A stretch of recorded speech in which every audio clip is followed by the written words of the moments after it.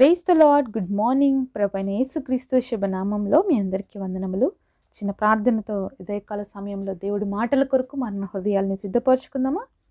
పరిశుద్ధుడైన దేవ, గొప్ప తండ్రి, నీ ఘనమైన శ్రేష్టమైన నామాన్ని బట్టి మీకు వందనాలు చెల్లిస్తూ ఉన్నాను. ఉదయకాల సమయంలో నీ మాటల చేత మాతో మాట్లాడు ప్రభావ, మిమ్మల్ని బలపరచు, ఆదరించు దేవా. ఎవరికి ఏ మాటలైతే అవసరం ఉన్నాయో ఆ మాటల చేత ఒక్కొక్కరిని దర్శించమని యేసు నామములో ప్రార్థిస్తున్నాము తండ్రి, ఆమేన్. ఈరోజు దేవుని వాగ్దానము 1 తిమోతికి రాసిన పత్రిక 6వ అధ్యాయం 12వ వచనం. విశ్వాస సంబంధమైన మంచి పోరాటము పోరాడుము, నిత్య జీవమును చేపట్టుము. 1 Timothy chapter 6 verse 12. Fight the good fight of faith. Lay hold on external life. దేవుడిచ్చినటువంటి అద్భుతమైన వాగ్దానం మనందరి జీవితంలో నెరవేర్చబడును గాక, ఆమేన్. ఉదయకాల సమయంలో దేవుడు మనందరి నుంచి ఒకటి కోరుకుంటున్నాడండి. ఏంటి తెలుసా? మంచి పోరాటం పోరాడాలంట.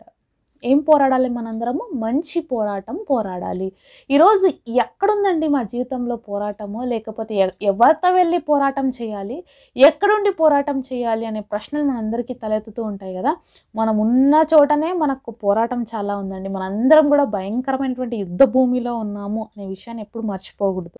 మేము ఎక్కడ యుద్ధ భూమిలో ఉన్నామండి? నేను మా ఇంట్లోనే ఉన్నాను, నా ఆఫీస్లోనే ఉన్నాను, లేకపోతే నా వర్కింగ్ ప్లేస్లోనే ఉన్నానని అనుకుంటున్నారా? అవునండి, మనం అనుకుంటున్నాం మనం ఉన్న స్థలంలో ఉన్నామని. కానీ ఒక్కసారి ఆలోచించండి, ఎవరో మనతో ఎదురుగా వచ్చి మాట్లాడుతుంటారు, మన ఆలోచనలు ఎక్కడికో వెళ్ళిపోతుంటాయి కదా. ప్లేస్కి అయితే కాన్స్టెంట్గా అక్కడ మాత్రమే ఉన్నాము, కానీ మన ఆలోచనలు ఎక్కడికున్నాయి, ఎక్కడికో వెళ్ళిపోయి వచ్చినాయి. ఎంత దూరమో అది మనకే తెలియదు కదా. అదే అన్నమాట పోరాటం. ప్రతిరోజు ప్రతి ఒక్క మానవుని జీవితాన్ని ఈ పోరాటాల మధ్యలో చాలామంది నిలదొక్కుంటున్నారు, చాలామంది నిలవలేకపోతున్నారండి. మన ఆలోచనలతో పోరాటం చేయాల్సి వస్తుంది ప్రతిరోజు. అలాగే మన తలంపులతో పోరాటం చేయాల్సి వస్తుంది, మన సమస్యలతో పోరాటం చేయాల్సి వస్తుంది అనేక సార్లు. వీటన్నిటిని జయించే ప్రాసెస్లో ఎన్నో గాయాలు, ఎన్నో నిందలు, ఎన్నో అవమానాలు కూడా పొందాల్సి వస్తుందండి. ఎందుకంటే క్రైస్తవ జీవితం అనేది సులువైంది కాదండి. ఎవరైనా మీకు చెప్పారంటే యేసుప్రభుని నమ్ముకుంటే మీ కష్టాలు పోతాయి, మీ దుఃఖాలు పోతాయని చెప్తే నిజంగా అంటే అదంతా అబద్ధం అండి. యేసుప్రభుని నమ్ముకున్న తర్వాత ఇంకా చెప్పాలంటే కష్టాలు, ఇబ్బందులు ఇవన్నీ ఎక్కువ అవుతాయి. కానీ ఒక్కటి చెప్తానండి, అలాంటి ఎన్ని కష్టాలు ఎక్కువైనా, ఎన్ని ఇబ్బందులు చుట్టుముట్టినా కూడా యేసయ్యతో ఉంటే మాత్రం శాంతి ఉంటుంది, సమాధానం ఉంటుంది. కష్టాలు లేకుండా ఏమి ఉండవండి, ఇబ్బందులు లేకుండా అయితే ఏమి ఉండవు. కానీ అలాంటి స్థితిలో కూడా నెమ్మదిగా ఉండగలుగుతాం, ఇదైతే 100% చెప్పగలుగుతామండి. కారణం ఏంటి తెలుసా? యుద్ధము యెహోవాదే. దేవుడు చెప్పాడు కదా, మీరు ఊరికనే నిల్చుండి చూడండి. నిర్గమ 14:14 మనం చూస్తే దేవుడే మన పక్షంగా యుద్ధం చేస్తాడు. మనం ఏం చేయాలి? నిలబడాలి. చాలాసార్లు నిలబడలేకపోతున్నామండి. ఒక స్టాండ్ లేదు మన జీవితంలో. మరి కొద్దిసేపు ఇలా ఉంటాం, ఆ కొంచెం సేపు తర్వాత ఇంకొకలాగా ఉంటాం. అంటే ఉసిరివిల్లి ఉంటుంది కదా, రంగులు మారుస్తుంటుంది. ఈరోజు క్రైస్తవులుగా విశ్వాస జీవితంలో మనం స్థిరంగా ఉండవలసిన వారము, కానీ అనేక సార్లు మన రంగులు మారుతున్నాయి. అనేక సార్లు నిలబడాల్సిన చోట మనం క్రీస్తు కోసం నిలబడలేకపోతున్నాము. అందుకనే దేవుడు మనతో ఈరోజు మాట్లాడుతున్నారు. ఏమంటే విశ్వాస సంబంధమైన మంచి పోరాటము పోరాడము. ఏ సంబంధమైనటువంటి పోరాటం అంట? విశ్వాస సంబంధమైనటువంటి పోరాటం. లోక సంబంధమైన పోరాటం కాదు ఇది. విశ్వాసము కలిగి ఉండటం అనేది గొప్ప పోరాటం అండి. ఇది అంత ఈజీ కాదు. ఫెయిత్ అనేది చాలా కష్టం. ఇది ఒక పోరాటమే. ప్రతి ఒక్క విషయంలో మనం పోరాడి గెలిస్తే తప్ప దేవుడి కోసం నిలబడలేనటువంటి రోజులలో ఇప్పుడు ఉన్నామండి. విశ్వాసము లేకుండా దేవుడికి ఇష్టడై ఉండుట అసాధ్యము. విశ్వాసం ఏం చేస్తుంది తెలుసా? కనిపించినా కనిపించకపోయినా నమ్ముతుంది, ఉన్నా లేకపోయినా నమ్ముతుంది. ఎందుకు తెలుసా నమ్మకం? విశ్వాసం. ఎవరిపైన విశ్వాసం? దేవుడి పైన విశ్వాసం. పరిస్థితుల్లో ఏమి కనిపించవు, ఎక్కడ కూడా ఒక ఆశ ఉండదన్నమాట, ఎక్కడ కూడా ఒక స్కోప్ ఉండదు, ఒక హోప్ ఉండదు. చుట్టూ కూడా గాఢాంధకారపు లోయనే ఉంటుందండి, ఏమి కనిపించదు మార్గం. అలాంటి సమయంలో సైతం విశ్వాసంతో మనం నిలబడినప్పుడు గాఢాంధకారపు లోయలో నేను సంచరించినను ఈ అపాయమునకు భయపడని కీర్తనకారుడు అన్నట్లుగా ధైర్యంగా చెప్తామండి. మరి చీకటిలో ఆశ్చర్యకరమైనటువంటి వెలుగును దేవుడు ప్రకాశింపజేసే దేవుడు మనం కలిగి ఉన్నామండి. కాబట్టి ఆ వెలుగును మనం నమ్ముకోవాలి, ఆ ప్రకాశతను మనం నమ్ముకోవాలి. గాఢాంధకారపు లోయలో సంచరించిన ఏ అపాయం నాకు కలగదు, ఎందుకంటే నా కాపరి నాతో ఉన్నాడు, నాకు లేమి లేదు అని చెప్పగలిగినటువంటి విశ్వాసం మనలో ఉండాలి. అప్పుడే మనము విశ్వాస యాత్రలో మంచి పోరాటము పోరాడగలుగుతాము. అన్నీ ఉన్నప్పుడు అందరూ విశ్వాసం ఉంచుతారండి. కనిపిస్తున్నప్పుడు అందరూ నమ్ముతారండి. కానీ కనిపించని వాటినే నమ్మాలి. కనిపించని వాటిని విశ్వసించాలి. విశ్వాసం అనున్నది మరి నిరీక్షింపబడినటువంటి పరిస్థితి అనమాట. అంటే నిరీక్షణతో ఉండాలి. ఏదైనా కూడా వెంటనే జరిగిపోవాలని ఎక్స్‌పెక్ట్ చేసేది కాదు విశ్వాసం. విశ్వాసం అనేది లాంగ్ టైమ్ ప్రాసెస్ అనమాట. ఒక్కరోజు ఉండి, ఒకరోజు లేకపోవడం అది కాదండి. విశ్వాసం అనేది, ఆ నమ్మకత్వం అనేది ప్రతిరోజు ఉండవలసినటువంటి విషయం. ఈ విశ్వాస సంబంధమైనటువంటి పోరాడుతున్నప్పుడు అనేకమైన ఇబ్బందులు వస్తాయండి. అనేకమైన కష్టాలు వస్తాయి. ఎందుకంటే విశ్వాసం అనేది ఏంది? మరి కనిపించని వాటిని నమ్మాలి. కానీ మిగతా వాళ్ళకి అర్థం కాదు ఇది ఎలా చేయాలి? ఏంటి అనేది. ఎన్నో సలహాలు ఇస్తూ ఉంటారు మనకి. అసలు ఇక్కడ ఏమీ హోపే లేదు. ఇక్కడికెందుకెళ్తావు నువ్వు?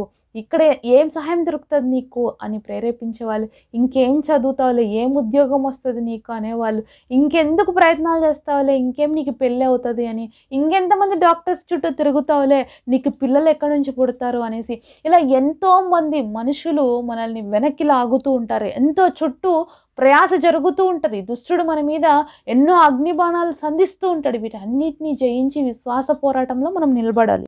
మనం చెప్పుకున్నట్లుగా మన జీవితంలో ఎన్ని పరిస్థితులు ఉన్నా కూడా జరగవు, అవ్వవు అనే పరిస్థితులు మన జీవితంలో కనిపించినప్పటికీ కూడా అలాంటి పరిస్థితుల్లో సైతం దేవుడు మన పక్షంగా ఉండి మన జీవితంలో అద్భుతం చేస్తాడండి. ఎందుకంటే ఆ రోజు ఎర్ర సముద్రం దాటుతున్నప్పుడు దేవుడు వాళ్ళకి చెప్పిన విషయం ఏంటంటే, మీరు ఊరికి నిలిచిండి చూడండి, యుద్ధము యెహోవాదే అన్నారు. ప్రజలు ఏమన్నా చేశారా? లేదు కదా. దేవుడే మరి తూర్పు గాలిని పంపించి నీళ్ళని డివైడ్ చేసేసి గోడల్లాగా పెట్టి వాళ్ళని ఆరిన నీళ్ళలో నడిపించాడండి. మరి అంత శక్తివంతుని మనం కలిగి ఉన్నప్పుడు మనం విశ్వసిస్తే ఆయన ఏ కార్యమైనా చేయగలుగుతాడన్న నమ్మకం మనలో ఎందుకు లేదు? అనేక సార్లు మనం కూడా మన పితరులైనటువంటి ఇజ్రాయేల్ వలె దేవుణ్ణి సొనిగేవారుగా, గొనిగేవారుగా ఉంటాం. అద్భుతాలని ఎదురు చూస్తాం, కానీ విశ్వాసము ఉంచమన్నమాట. అనేక సార్లు కార్యాలు త్వరగా జరిగిపోవాలని కోరుకుంటాం, కానీ దేవుడు ఉద్దేశం మన జీవితంలో నెరవేర్చబడాలని ఎప్పుడు కోరుకోం. నిజంగా అంటే మన పితరుల యొక్క ప్రయాణం 40 రోజుల ప్రయాణాన్ని వాళ్ళు ఎన్ని రోజులు చేసుకున్నారండి? 40 సంవత్సరాలు చేసుకున్నారు. కారణం ఏంటి తెలుసా? దేవుడి పైన విశ్వాసం ఉంచకపోవటం. కారణం ఏంటి తెలుసా? నమ్మకంగా ఆయన వైపు చూడకపోవటం. ప్రతి యుద్ధాన్ని నేను చేస్తాను, మంచి పోరాటం పోరాడని అంటే ప్రతి చోట కూడా దేవుడికి వ్యతిరేకంగా చేస్తూ వచ్చారు. విశ్వాసము పెట్టుకోకుండా అనేక సార్లు దేవుణ్ణి గొనిగారు అనమాట. అందుకనే సొనగకుడి సంహారకుడి చేతిలో మరి హతం కావద్దండి అని దేవుడు వాక్యం సెలవిస్తూ ఉంది. ఈరోజు ఈ విశ్వాస పోరాటంలో నువ్వు నిలబడలేకపోయే పరిస్థితులు నీ జీవితంలో ఉన్నట్లయితే దేవుడి సహాయం అడగండి. మన దేవుడు తప్పకుండా సహాయం చేస్తాడండి. ప్రతి ఒక్కరు ఈ విశ్వాసంలో స్థిరపరచబడాలనే దేవుడు ఎదురు చూస్తున్నాడు. ఎవరైతే విశ్వాసంతో దేవుడి వైపు నమ్మకంగా చూస్తారో మరి ఈ వాక్యంలో మనం చూస్తాం, నిత్య జీవమును చేపట్టుము. నిత్య జీవం వస్తుంది, పరలోక రాజ్యం వస్తుంది. ఈ విశ్వాస పోరాటం నువ్వు పోరాడితే భూమి మీద నిత్య రాజ్యాన్ని నువ్వు మరి పొందుకుంటావు. నిత్య రాజ్యంలో వారసత్వాన్ని అనుభవించగలుగుతావు. కాబట్టి విశ్వాస జీవితంలో ఎదురయ్యేటువంటి పోరాటాలని జయించాలి అంటే కష్టమైతే ఉంటుందండి. దేవుడితో ఉన్నప్పుడు ఆ కష్టాన్ని కూడా ఆనందంగా మరి మార్చుకోవడానికి దేవుడు కృపనిస్తాడనమాట. కాబట్టి పోరాటం అంటే ప్రతిరోజు గాయాలు, దెబ్బలు, యుద్ధంలో ఏ విధంగా ఉంటుందండి? ఫ్రంట్ లైన్ వారియర్స్కి పరిస్థితి ఎలా ఉంటుంది కదా? మరణ భయం ఉంటుంది. అలాగే ఏం జరుగుతుందో కూడా తెలియదు. అయితే మన జీవితంలో మనం మరణిస్తే ఎక్కడికి వెళ్తాము? నిత్య రాజ్యానికి వెళ్తాము. ఒకవేళ జీవిస్తే క్రీస్తు కోసమే జీవించగలుగుతాం. కాబట్టి దేనికి భయపడాల్సిన అవసరం లేదు. మన జీవితంలో ఎన్ని పరిస్థితులు వచ్చినా, ఎన్ని ఇబ్బందులు వచ్చినా, ఎన్ని కష్టాలు వచ్చినా అవేవి దేవుడికి తెలియకుండా మన దగ్గరికి రావు. అవేవి కూడా మరి దేవుడి కంటే గొప్పవి కావు అని మనం నేర్చుకోవాలి, తెలుసుకోవాలి. ప్రతిదీ కూడా జయించడానికి దేవుడు మనకు తప్పకుండా శక్తినిస్తాడు. ప్రతి దానికి కూడా మనం జయించడానికి దేవుడు మాత్రమే కృపనిస్తాడు. కాబట్టి మన జీవితంలో మనము విశ్వాస సంబంధమైనటువంటి ఈ పోరాటాన్ని మంచిగా పోరాడతాము, నిత్య జీవాన్ని సంపాదించుకుందాము. ఈ పోరాటం సులువైనది కాదు, కానీ దేవుడితో సమస్తము సాధ్యమని మనం నమ్మాలి. దేవుడు ఊరికి నిలిచుండి చూడండి అన్నాడు. మనం ఉన్న స్థలంలో నిలబడినప్పుడు దేవుడే మన పక్షంగా పోరాటం చేస్తాడు. కాబట్టి మన జీవితంలో నిలిచి ఉందాం, దేవుడిలో విశ్వాసంలో స్థిరంగా ఉందాము, ఆయన ఇచ్చేటువంటి నిత్య జీవాన్ని పొందుకుందాం. అట్టి కృప దేవుడు మనందరికి దయచేయను గాక. పరిశుద్ధుడైన తండ్రి, మీరు మాతో మాట్లాడిన ప్రతి మాట కొరకు వందనాలు చెల్లిస్తున్నామయ్యా. మా అందరి జీవితంలో మేము మంచి పోరాటం మీకోసం పోరాడాలనుకుంటున్నాం తండ్రి. మాకు శక్తిని ఇవ్వు, ధైర్యాన్ని ఇవ్వు, జ్ఞానాన్ని ఇవ్వు తండ్రి. నువ్వు మాతో ఉండి పోరాటంలో నడిపించి నిత్య జీవానికి మమ్మల్ని వారసులుగా చేయమని యేసు నామములో ప్రార్థిస్తున్నాము తండ్రి. ఆమేన్. ఈరోజు బర్త్డే అలాగే వెడ్డింగ్ యానివర్సరీ సెలబ్రేట్ చేసుకుంటున్న మీ అందరికీ కూడా wish you happy birthday and happy anniversary. God bless you.